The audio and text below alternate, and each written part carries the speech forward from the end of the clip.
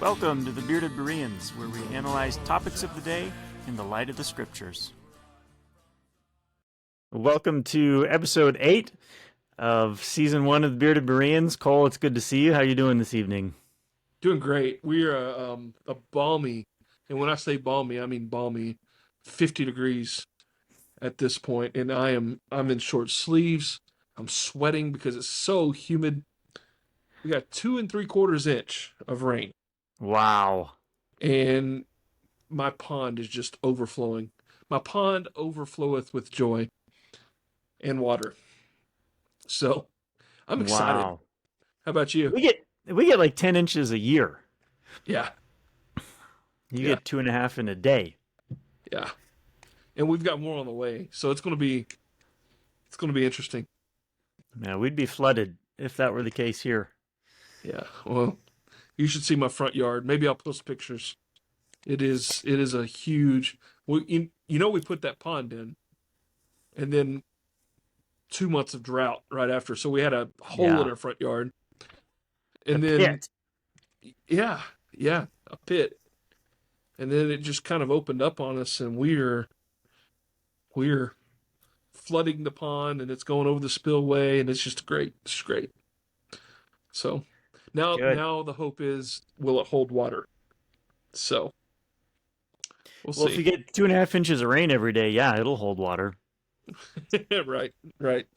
I don't know if it's an everyday occurrence here, but yeah, Yeah, that's a bit much. it's a bit much. It's a bit much, but I am thankful for it. So, do you bring any goodies with you today? I've got another half of Valkyrie with me. Man, you're cutting back. No, it's a good ratio is not the right word for I'm looking for. Uh, pace, it's a good what's the word when you do something regularly with Cadence. cadence? Yeah, with time in between. Yeah, Um, yeah, yeah. sure, we'll go with cadence. That sounds sophisticated. I like sophistication in all Yeah, things therein. yeah, Um, yeah. It's a pretty good cadence. yeah. Yep. So, a good friend of mine sent me some Ave Marias. Oh, that looks great. Yeah, for which I'm very thankful. Good. Um, and I'm excited to smoke it. I actually don't think I've had this one, Jay. Really? Yeah, I know I've smoked an Ave Maria with you, but I want to say it was darker at the time. Probably. So I'm really, I mean, You the probably have the Reconquista. uh That's the mm, Immaculata there. Immaculata. Yep, Yep. yep, Yep. good stuff. Yep. So thanks, You're welcome. much appreciated. Well, we have made our way through the classic, or through education as a topic. We've talked about public education. We've talked about all the different choices that someone has other than um, public education. And we started off with this wonderful foray into C.S. Lewis. I'm hoping that some listeners actually picked up a book and followed along with us because it answers so much of what is going on today. And I am finding myself jonesing for another book because we've been on this one for so long. So we might have to talk about another C.S. Lewis book to look at. We're at this point where we've talked about classic education, but we've never really defined it. What say we jump off into that wormhole? Yeah, that sounds great. Last time we kind of left off with the philosophical approach of prep schools and vocational schools and Montessori schools, and finished off with the classical approach. And I talked about it being this idea that we're really trying to shape and mold the whole person, not just get them through a certain amount of content, but we actually want to shape the character. And use the various subjects and disciplines to orient the student to God and the world He has created, and then actually help that child then live accordingly. That's part of what the arts are and their function in education is actually creating something beautiful with the tools that God has given us, and really celebrating God's creation in a righteous sort of way. So Now, there's a concept you don't hear every day that education, right education, ought to lead to glorifying the Creator and worship in spirit and truth. I mean, that that's a groundbreaking concept. Obviously, that's been thought of long before, but you don't hear that bandied about today, even in classic education circles. Um, I guess I don't. I mean, you might be in those circles and hear that, but that's an interesting way to put it. yeah, um, I think it's good to think about. I mean, that really that should be the chief end of what we do, right? Mm-hmm. What's the chief end of man? To glorify Well, God and enjoy Him forever. glorify God and enjoy Him forever. So, what is the chief end then of education? Well, it's to glorify God and enjoy Him forever. Yeah, And we were one of the educating a man or a woman to do that. yeah, yeah, Yeah. exactly. And one of the chief ways that we can do that is really through the arts, um, whether that's actually producing something, um, whether it's a piece of art, a painting or a sculpture or a drawing or something like that, or a piece of music, Mm-hmm. whatever it might be, or enjoying those things that other people produce, and really cultivating our senses in order to enjoy those things. Um, yeah, that should be a part of what we're doing as Christian educators for sure. So not just to engage in those disciplines, but to Right. appreciate those that engage in those Yeah. disciplines and the work that they come up with. That's Yeah. a good point. We might have to Yeah. get into how to do that at some point because that's a interesting topic. So you have the arts that's a chief the chief way of doing that. So what other Sure. tools are So in the yeah, I mean that was just toolbox? kind of the philosophical approach, Yeah. or undergirding of the classical approach. Um, but if we want to talk about the structure of classical education, one of the things that you'll often hear talked about is the trivium, which is a really fancy word that means three things or something like that. But really, what it's talking about is the learning stages that a child goes through, just the natural stages of learning that everyone experiences. And if you want to read more about this, I would point you to Dorothy Sayers' essay, which she wrote, was it back in the 50s or 60s? I can't remember off the top of my head, where she sort of brought this idea back to life in modern times. You know, for all of redemptive history, teachers and parents have utilized the classical model, but she sort of resurrected it. And she talked about these three stages in the Trivium. The early stage, which we would often refer to as like the elementary stage, um, is called the grammar stage, where kids are really good at soaking up facts. They just information, just bits of information, right? They memorize stuff, and so they're singing and memorizing all 50 capitals in all 50 states, and you're giving them the grammar that they're going to be working with later on. Hmm. Right, so it's filled with just facts, and I'm a history teacher, so I'm always thinking about dates and names, and these people won that war, and Columbus sailed the ocean blue in 1492. These kinds of things. And from there, those would be the elementary grades. We call that the grammar stage. From there, they move into what in the classical world is the logic stage, where this would be middle school, junior high years, and the child then starts to be able to interact with these facts a little bit and start to look at, okay, so in the 1830s there was this thing called the nullification crisis, where South Carolina was nullifying federal law, and specifically a tariff that they didn't want uh, collected at their ports. And I wonder how that's related to what happened in 1860 when states started seceding from the Union. And there's a relationship there of some kind, right? And what ended up happening with the nullification crisis? Well, they kind of skirted it a little bit and kicked it down the road, and both sides kind of figured that they won, but didn't solve anything. And so then it came up again 30 years later. And so they started to look at the relationships between things in this logic stage. They're thinking about how are all these facts that we learned in the grammar stage related to each other. And then the third stage would be what they call the rhetoric stage, where the student starts to really cast judgment upon these kinds of things. So if back to the nullification crisis and the Civil War, they would start to actually pass judgment on the two sides of the conflict and compare them with the Word of God and say, well, this side was off in this way and that side was off in that way, and here's the standard that we need to apply. And the rhetoric part of it is that they actually then begin to communicate those judgments that they have cast upon what has happened in a thoughtful and meaningful and clear way, so that they can actually then engage with the people around them on these sorts of ideas and topics.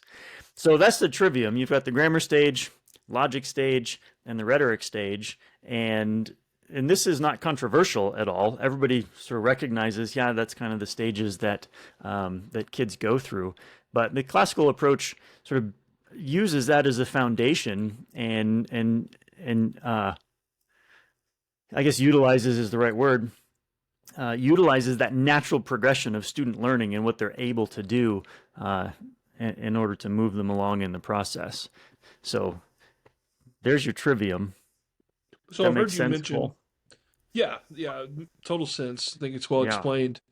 Obviously, coming from a public school background and thinking through what curriculum, the school used, obviously was all preparatory, teaching to the test, and trying to move people into post-secondary education, college, whatever, what have you.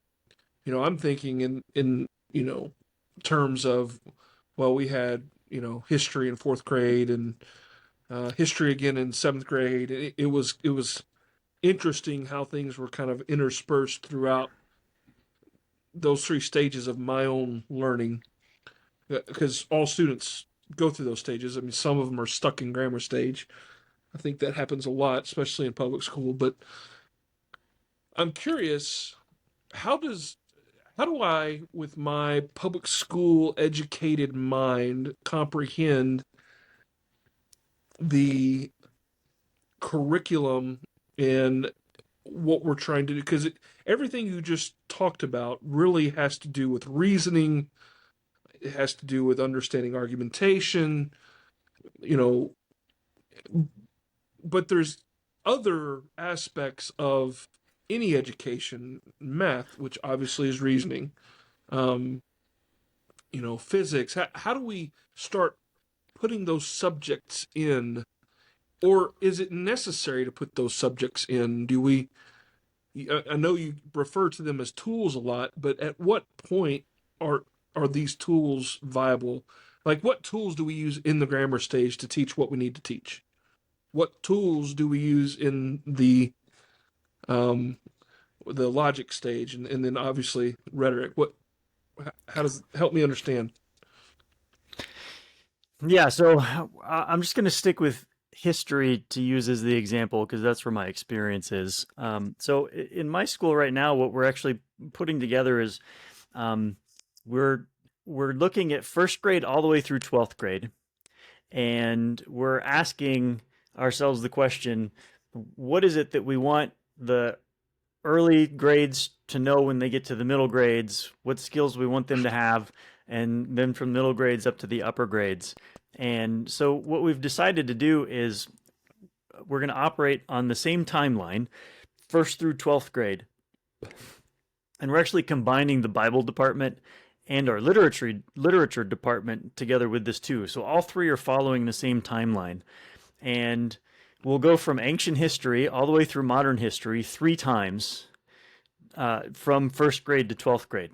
So first, second, third, and fourth grade, they'll be in ancient history in first grade, and then medieval history, and then early modern history in third grade, and modern history in fourth grade. When they get to fifth grade, they go back to the beginning and they do ancient history again. But this time, they're not just learning that, the Assyrians did this on this date, but they're talking about how these things relate to each other in the logic stage. And then sixth grade, they do medieval history, and then seventh grade, early modern history, and eighth grade, modern history. And then in ninth grade, they go back to ancient history again. And they go through the whole cycle all over again. But in the upper grades, again, we're talking about casting judgments upon these things and reaching opinions, informed opinions about them, and then being able to communicate those opinions. And it was by combining the literature and Bible departments together with the history department, when they're studying ancient history in their history class, in their literature class, they're reading literature that is either from or about the same time period. And when they're in their medieval class, they're reading literature that's from or about that same time period. And then in their Bible class, when they're studying ancient history, they're in the Old Testament looking at ancient redemptive history. And as redemptive history moves forward in progressive revelation, they move along that timeline the same pace as they're moving through their history and literature timelines. And so in those early grades, we're trying to get them to memorize all of the facts. That's why we talked about catechism, a couple of episodes ago, and just getting, in terms of Bible class, getting the doctrines into their head, right? Here's what the doctrines are. And then in the middle stages, or in the middle grades, how does the doctrine of election relate to the doctrine of sanctification? What's between these two things? How does one influence the other? And then when they get to the later grades, we're teaching them how to actually communicate what they see in Scripture about the doctrine of election, about the doctrine of sanctification. Are there differing views about it? And which one should we believe and why? And working with them in a speech class to actually stand up in front of their peers and communicate their thoughts and their beliefs in a meaningful way. So I've sort of forgotten what your question is already, but That maybe I actually answered helps. a different one. But No, you answered my question, and then okay, hearing your answer, I think immediately, wow, that is not only comprehensive in forming a well-formed human being, but it's also cohesive and it yeah, works together. And I don't remember having that in my public school education. Now, in history, I do remember, we had Texas history every 3 years. We had world history every 3 years. We had United States history every 3 years. Okay. That was Texas.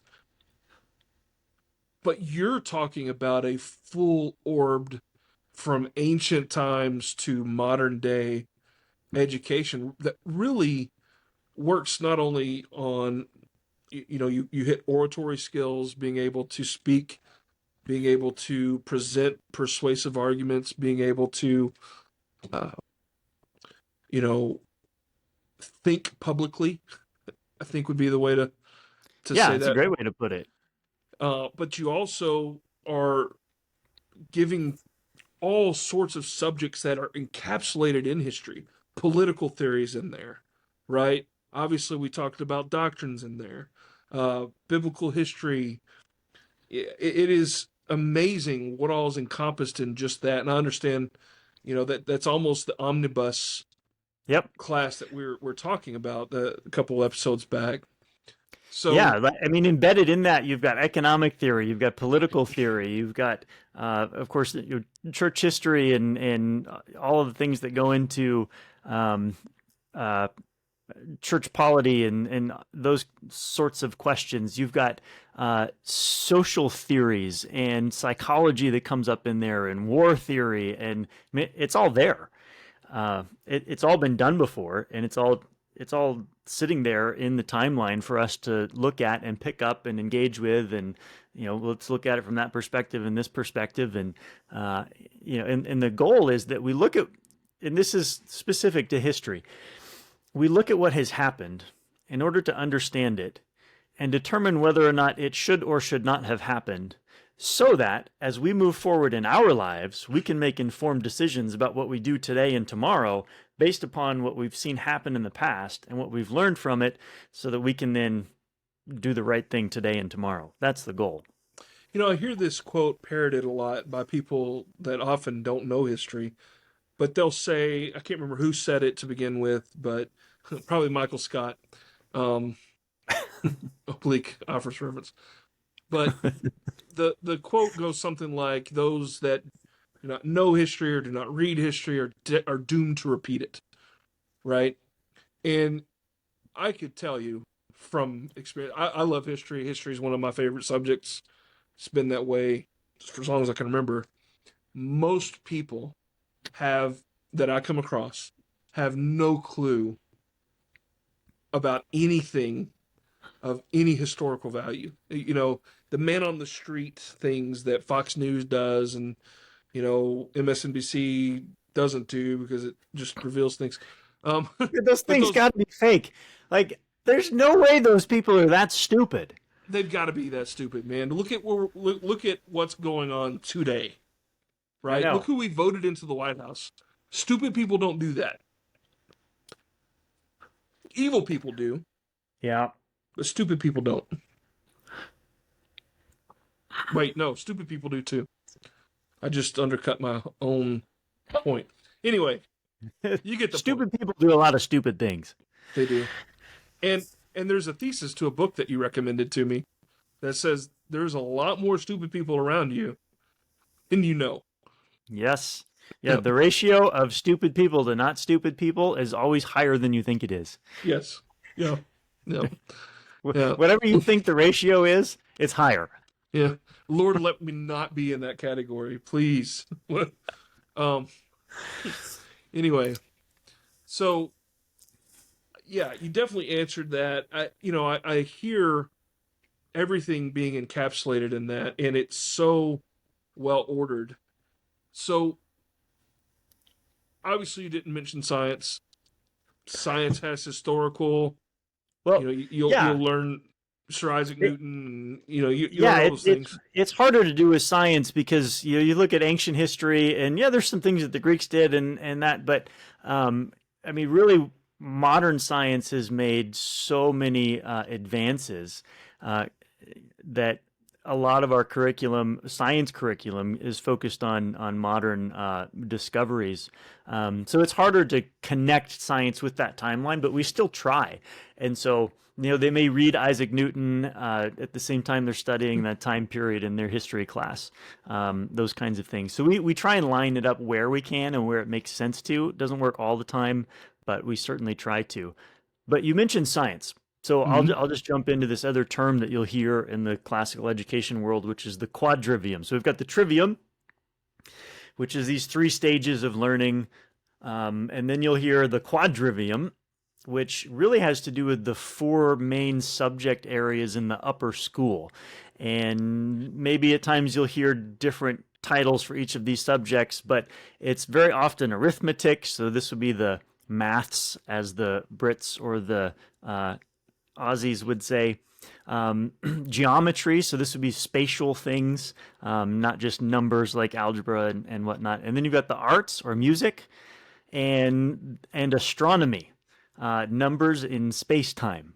So there's your science and your math and your arts, all put together in the quadrivium. And so really, you've got what we would now call the humanities, Mm-hmm. which would be your social sciences, history, literature, those kinds of things, uh, right alongside your what we would call the hard sciences, or the quadrivium, um, or often some just the sciences, your math and maths and science with some arts thrown in there as well. That's helpful, and that completely answers the question, right? So that's all the tools Yep. that a parent would be looking for, and Yeah. when they're used to sculpt their child. So Yeah. So obviously, it's the whole of God's creation, yeah, right? all the way from numbers down to history to arts and music and performance. And I mean, it's the whole gamut. It's a whole comprehensive approach to orienting the student to God and the world he's created. Yeah, that's good. And so let's kind of, I mean, that's a pretty good definition and understanding of what classical school is. Is there anything you want to add to that before we move on to the next thought? Well, I'll throw in just something about Latin real quick because Yeah. Latin is always included in the classical approach. Sometimes the classical approach gets diluted down to, oh, you study Latin and then it's a classical school, and it's just kind of the thing that gets associated with it. And actually, there's all sorts of debate within the classical world about how much Latin do you have to take and which textbook do you have to use, and you have to use Warlocks or can you use this one? And I don't get into all that stuff. I'm not smart enough to get into all of that. I think Latin is important. How important it is, that depends on the situation. But the reason Latin is taught and the reason it's associated with classical schools is because it actually teaches the child how to think. Was it you that we were talking the other day about the public schools, the government schools teach kids what to think and how to do things. And the classical approach teaches kids how to think and what to do.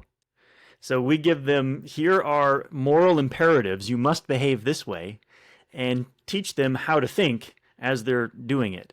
And Latin is part of that because it's so logical in its grammar that it literally forms the kid's mind to think rationally and logically. So that's why Latin's included in the classical approach. That's beautiful. And there's a study it was an article that I read. It's not a study. I'm sure it was a study undergirded by one, but the thesis of it was that the different languages of different cultures form how those people think. And so there's a distinct way that Spanish speaking people think, there's a distinct way that English people think. And you got to be careful with something like that because it kind of gets into subjective thought process. But that being said, I do think there is something behind language molding the thinker to think a certain way, and so at least a certain order, right? And anybody that's done any study in language knows that syntax is different. That sometimes the conjunction comes after, sometimes there is no conjunction, sometimes the conjunction comes between, right? That's just part of learning. And sometimes the verb comes first, sometimes it goes after, right? Right. Depending on the language and whatever sentence structure you have. So Latin being something that forms one to think logically does seem rather important, right? So Oh yeah. we're missing some logical, clear thinking people Oh now in yeah. our country. Yeah, priceless. Mm. I mean, obviously, you're not going to go to some foreign country where they speak Latin, and it's valuable if you're going to speak a Romance language or study a Romance language. Then you've got a foundation to work from. So those things are, of course, valuable. But ultimately, the point is to actually form the logical connections in the mind so that we can think through things rationally rather than just feeling our way through stuff. Yeah, we emote rather Yeah, than think. yeah. So let me just say a couple of other things, if you don't Yeah, mind. I don't know what question you have coming up, so maybe come I'm just on, going to answer them, but I guess that's okay. So take it away. I visited a school last week, a classical school, K through 12, and I'm just going to share some of the things that I observed while I was there. They actually had in their hallway a timeline of human history, of redemptive history, and big hallway, open space. There's some chairs and common space, so classes can come out and look at the timeline and talk through things sort of outside the classroom setting. And they've got art pieces on the wall along the timeline that come from the time on the timeline. I'm using Hmm. time and timeline too much, but you get the point. So they're connecting everything that they're doing and making it real to the kid. So that was one thing that really struck me. Another thing that really struck me is every kid, kindergarten through 10th grade, takes an art class, like a physical art class where they're painting, drawing, sculpting, doing something like that, which is incredible. I never took art when I was in Same. school. I mean, in elementary school, you have like crafts basically, Not right? the same. But Yeah. but they're actually learning skills and art theory and how to actually do these things and then producing stuff it all the way through 10th grade. It's amazing, every single kid. Hmm. And here's the one thing that I really love: every kid, kindergarten through 12th grade, is in choir. Yeah. The entire school Hmm. is in choir. And the reason for that, the fundamental main reason for it, is that singing is one of the few things that we are all commanded to do as Hmm. Christians. We are commanded to sing. Sing to the Lord a new song. Right? How many times are we given this command in the Psalms and other places to sing? And these kids have 13 years, if they're K all the way through 12, of training of how to actually sing and come together in a corporate congregational type setting and sing unto the Lord. And so they have a matin service every morning where each grade meets on its own in the mornings, and they sing through hymns that they've collected, and they actually follow the church calendar as they go throughout the year. And then on Fridays, at the end of the day, they come all together. The whole school comes together for a chapel service of sorts. I forget what they called it. And they come together and sing. And it becomes part of their identity and who they are. And being a singing people, that really shapes a person It does. in a really neat way. And so you've got sort of this backbone, this structure to the classical approach, and then you've got all these other things that come in and fill in the rest of the space with the arts and the music and language and these things to get this full-orbed, comprehensive education. It's incredible. It's amazing to see when it happens. Well, we don't want to talk too much about the church and the state of the church, but it would be great to see a revival of congregational singing, and it would be wonderful that classical education brings that back. Yeah. So I think that's necessary. I think it needs to happen. Um, Yeah. So many of our churches today, I hope I don't get in trouble for these things, but I just had a meeting a little bit earlier today with someone, and we are talking about the Christian culture here in this town and how it's shaped by the churches that are in this town, mhm. and so so many of the churches, and it's not just in this town; it's all over this country and then really all over the world. You have people up front on a stage who perform, and then you've got people in the seats who observe the performance and maybe kind of sing along. But if if they showed up to church and the power was out, They'd be in trouble. would they be able to worship? Yeah, they'd be in trouble. They'd be in trouble. Hmm. And if you showed up to my church and the power was out, it'd be slightly darker, Well, but think the about piano would this. still work and we would still sing. Think about this. We're headed into some weird times. It is not without it's not outside the realm of possibility that there'll be Christians thrown in jail. What are you going to do there? Yep. We have apostolic um, instruction, but also example in singing while in jail. Yep. And so there's really something that's missing in the American church where yeah, there's probably a good portion of American Christians that go to that type of church that can sing by themselves in a jail cell and sing a contemporary song that is leaving my mind. I don't know, Oceans by Hillsong, right? They could sing that, you know, or they could sing something like "A Mighty Fortress Is Our God," right? Or they could sing something like "Amazing Grace," or just some of the good old hymns. We have one that we sing. Um, the Son of God goes forth to war, right? Psalm 2, Psalm 100. So, like there's really good stuff that you could be singing while in a jail cell. And if you're not preparing to do that, you've probably got a little deception going on in your life, because times are not always going to be like they have been. So, just throwing that out there. Might Yep. be a teaser for season 2. I don't know. Um, Tough times are coming. tough times are coming, and I think one way to prepare is to sing and to learn to sing, and to sing joyfully. Yep. It doesn't have So, to sound good. It just has to be joyful. mm-hmm. But it's Yeah, even better if it sounds good. it's even better if it sounds good. Yep. It is. So, classical education is a big key to really the thesis of all of season 1, right? We do think that this is the way that we're going to rebuild Christian culture in the ashes of our once great civilization. But there's not a private classical Christian school in every city. And I've heard you mention this before, but I would like to talk a little bit about this. How do we get started? You're living in a town, there's no classical Christian education.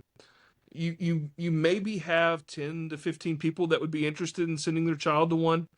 Is that enough to start a school? Is that enough to move forward with something like this? Yeah, I think so. Um, so my dad, Mr. Bolt, we can call him. I Uh, call you Mr. Bolt. He's Mr. yeah, Bolt. he's the elder Mr. Bolt, I call him uh, Senior. senior.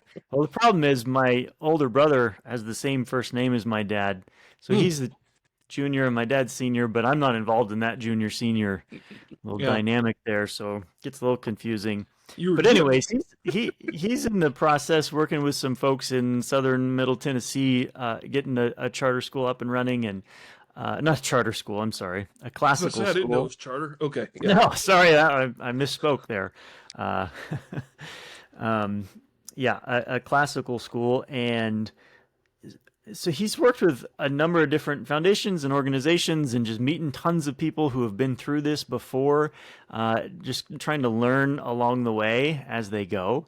And it's interesting. One of the things that he's learned through this process and all of the people he's met who have started schools and the schools that he's talked to who obviously had a starting point at some point in time, many of them, um, maybe all of them that he's actually talked to, so it's anecdotal, but still, uh, they started with 15, 20, 25 kids. Hmm. I mean, we have, there's that many kids in my church, you know. So, yeah, if there's 15 who are interested, yeah, of course you can start with that many. And my mother taught at a one room schoolhouse about 100 miles north of here for about 10 years with 8 grades in one room. And what she had, 12, 14, 15 kids spread throughout 8 grades. So the answer to your question is yes, 15 is enough. Yeah, that was the norm 50 years ago. Yeah. The one room schoolhouse. And so that's something worth thinking about. So, yeah, it can be done. It needs to be done. I think there are plenty of people that are not qualified that could qualify themselves pretty quickly. Like you say, you only need to be a couple of lessons ahead of your kids. Yeah, so there's another thing I'll say about classical education, and this comes from ACCS, the Association of Classical Christian Schools, which their website is classicalchristian.org, I think. Great resource, check them out. They've got tons of stuff. Just if you're interested in learning more about classical education, they got lists of books that you can pick up to read about different aspects of the approach. Tons and tons of resources. That's classicalchristian.org. So check them out. But they do accreditation for classical Christian schools around the country, and part of the accreditation process for schools is teacher certification. So certifying that these teachers actually know what they're doing. And one of the key differences between what ACCS does and say your local state board of public education is to get a state licensure to teach. You have to go through a state approved program, take state approved classes. You have to student teach in a state approved program with a state approved mentor who checks off that you do all of the state approved stuff and you have the correct degrees from with the right letters from the right institutions, most of which is not helpful when you actually get into the classroom with a group of kids. What ACCS does is they don't care at all if you have any of that stuff. What they care about is whether you have the knowledge and the experience and the ability to communicate that to the kids. So even if you don't have a degree, you can still become certified as a teacher through ACCS to actually teach in a classical school.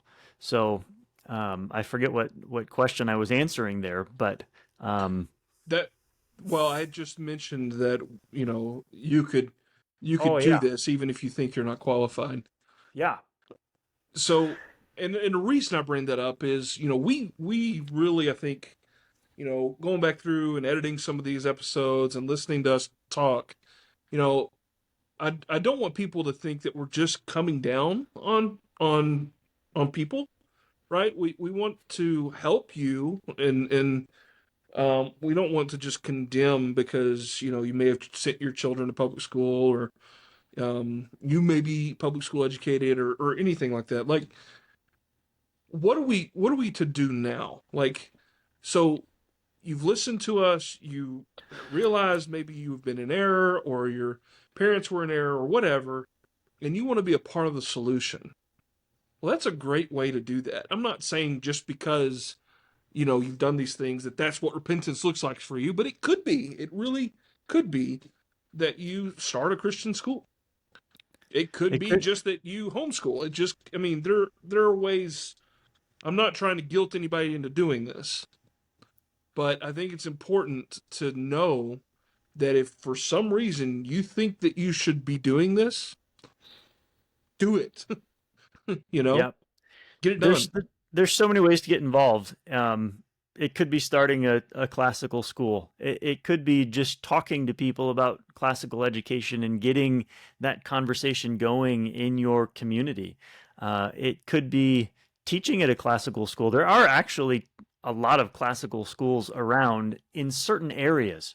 Mm-hmm. Um, in the area where my dad is working to get one up and going, there's not one in their little local rural community, but there's some in neighboring communities around. So they're around. Here in Montana, there's not a lot. I could count them in my head real quick. One, two, three, four.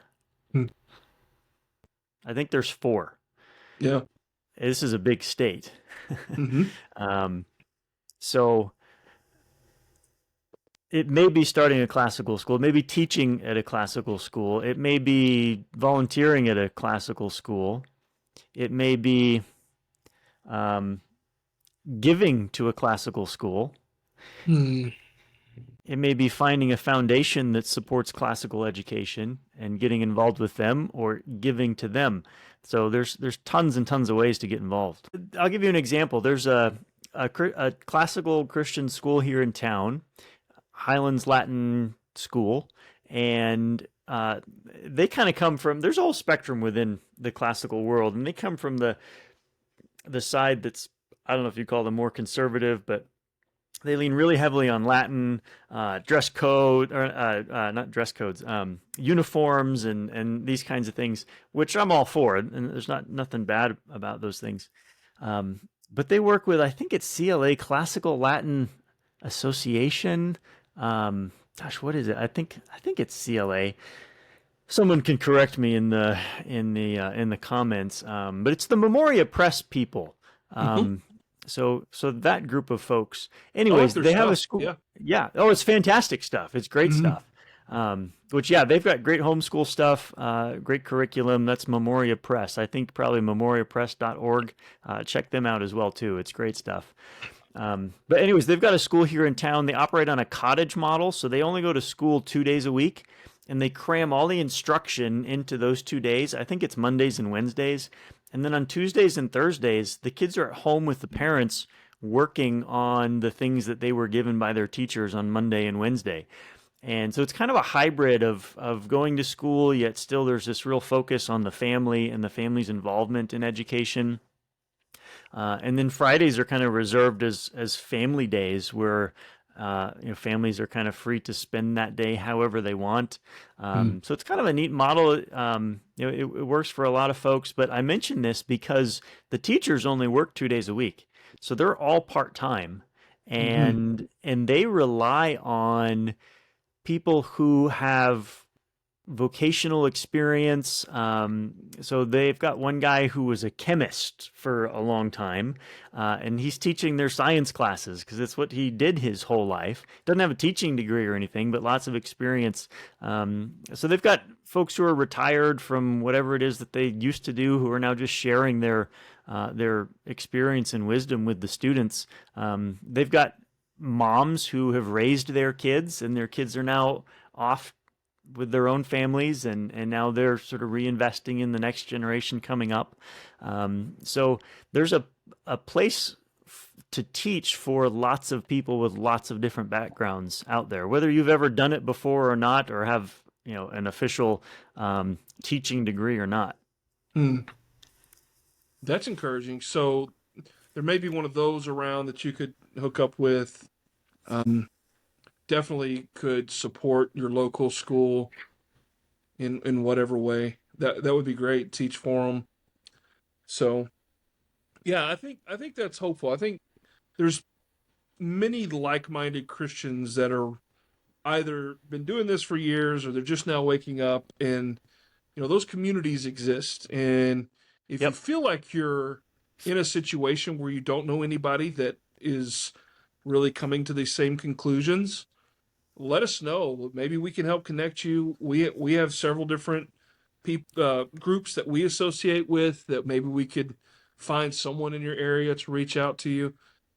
Definitely drop a comment, send us a DM, send us an email, however you'd like to get in touch. But we'd love to be a part of that and try to help where we can. And my church, I know, is considering some steps in that direction, and I'm excited about that and looking forward to see what comes from that. Yeah, let me just say one thing. We Say it. started with episode 1 weeks ago talking about the problem and how civilization is crumbling all around us, and everybody, students in particular, are all disconnected from reality. They're just kind of floating through, and we end up with all the problems in society that we see with men playing women's sports and kids meowing in class, and I mean we could go on and on with that list. And the whole reason we've done this season is to point towards the solution. And we believe wholeheartedly that classical Christian education is an essential part of that solution. It's not the only thing, but it is one way that we start rebuilding uh, this once great society. And whether we completely reform all of Western civilization again, or we just create a subculture within the church here in the West, I don't know which of those is going to happen, but whichever one it is, that's what we need to start doing. And I'll just point out one last thing about classical education that maybe illustrates this a little bit, and it's this concept that actually comes um, from Plato and Socrates, and it's this idea of the teacher being what Plato referred to uh, in the voice of Socrates, I think, was the teacher as an intellectual midwife. Hmm. So part of the classical approach utilizes the Socratic method. We're just asking students questions, and not pointless questions, but questions that are leading somewhere. And when I teach in the classroom, I use the Socratic method pretty much exclusively. I walk in and I just start asking kids questions, but I know the questions I'm going to ask and I know where I want to lead them to. And in Plato's mind, he thought we had all this innate knowledge that we just needed to access, and so the teacher's responsible or role was to help you access that knowledge that you already had. In fact, he said everybody already knows algebra. We just have to like pull it out of you. And I wouldn't take that position, but I would say that we know where we want the next generation to get to. And so let's pull them along to that particular place as we go. And classical education is one of the things that we need to implement in order to do that. That's interesting. We are really to the end of the season. I think we've come close to the end of our season. There's another episode that we'd like to do discussing the politics of education. We know we've beat the public school horse to death, Yeah, and but it needs to be killed. So yeah, it needs to be killed, needs to be abolished. But there are some things that have happened in the past, I don't know, 10 years in the way of school vouchers, school choice, what different legislative efforts have taken place. And of course, all of that may be moot soon. We'll see. But we'd really like to work through some of those things and maybe um, help with everybody's understanding of it. I know I could benefit from a better understanding of these things.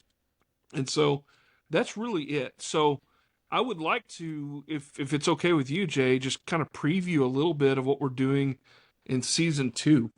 yeah, So we've been talking about certain things over the last 2 years, 3 years. Um, and we came across this essay by a guy named Neil Gordon, and it essentially makes the case that we have two factions within America that have irreconcilable differences, and that there is a window of time, and it's closing rapidly, that we could potentially legally, and lays out a pretty good case, I think, from three court cases, I believe, Supreme Court cases, yeah. legally separate and peacefully separate and let them do their thing and we do our thing as conservatives. So I think there's never been a more important time to discuss these things. As we record this, we're 2 days post Texas calling up the national, or yeah, the state National Guard to lock down the southern border. And we don't know how the Biden administration is going to react to that. So there's a lot of interesting things brewing, and I think there's never been a more timely essay for people to consider. And so I'm really excited to jump into that. I don't know if you are, but I'm Yeah, looking forward to it. I am. We know Neil and have been able to discuss with him at length, actually, about some of the things that he has to say, and it's quite intriguing. What he does in the essay is he takes Crane Brinton's book from the 1950s, titled "The Anatomy of a Revolution." Mm. And if you haven't read that book, read it. It's fascinating. He looks at four different revolutions: the English Revolution, the American Revolution, the French Revolution, and then the Russian Revolution. And he essentially analyzes them to look for commonalities. And he finds commonalities, and from that, he then explains the anatomy of a revolution, hence the title of the book. And he basically describes four phases that a revolution goes through. And what Neil does in the essay is he takes that information from Brinton's book and he applies it to what he calls the modern American Revolution, that he says is well underway. And in fact, he says that we're in stage 3 of the revolution currently. At the time of his writing. At the time of his writing, yeah, which was, a year or two ago, something like that. Mm-hmm. And so it's incredibly timely. It will serve us for some fascinating discussions, I think, especially given the things that are going on. As you mentioned with Texas, it's a modern day nullification crisis, which just about sparked the Civil War in 1832 and 1833. It was narrowly avoided, but it was only delayed. It wasn't solved, and so there's some really significant things happening, and I think we need to be thinking about them in the light of the scriptures, and Neil will help us do that. 100%. I am looking forward to that. It's going to be a lot of fun. And we will be recording those soon and putting them out as soon as we can. We'll see how our release schedule goes, and we may do some things to make it come out as quickly as we can. So I'm looking forward to that, and hopefully you guys are too. And please drop us a line, like, share, subscribe. I think these are going to be important conversations. It would be nice to get this out to as many people as possible. So we will be seeing you guys next week. All right, sounds good. We'll see you. The kings who fight against my Lord shall taste his wrath and meet his